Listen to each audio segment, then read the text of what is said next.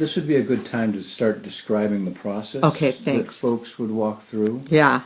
So, there may be something I really want to change about myself. Yes. Okay, I would like to, what's a good example? What's something we might want to change?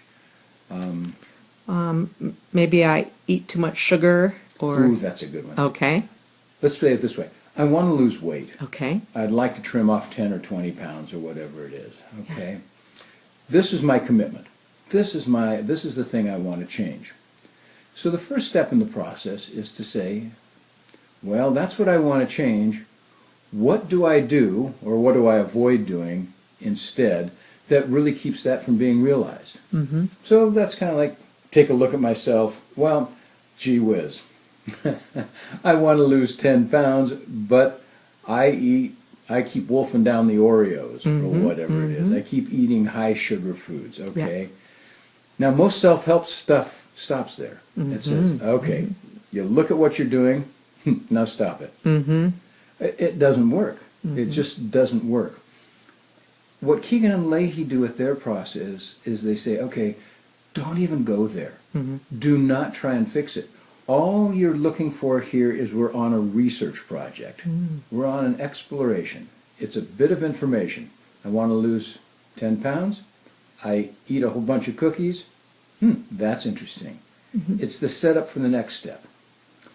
The setup for the next step is, gee, what if I stopped? What if I stopped eating those cookies? Is there some kind of anxiety that arises in me? Well, for most of us who are addicted to sugar and love our goodies, right?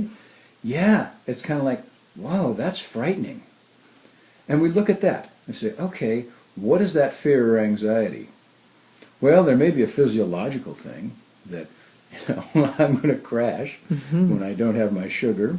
It may be that if I don't keep, I'm worried that if I don't keep my sugar going in, I won't really be able to think. I'll not be able to do what I need to do. And we take that fear and turn it into a commitment. This commitment is something like, well, I'm committed to having my sugar so that I'm able to think straight.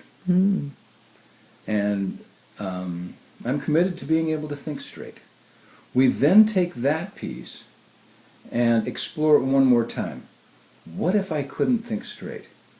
What if my brain got all muddled? It wasn't this high-energy, active brain that I rely on to make my living.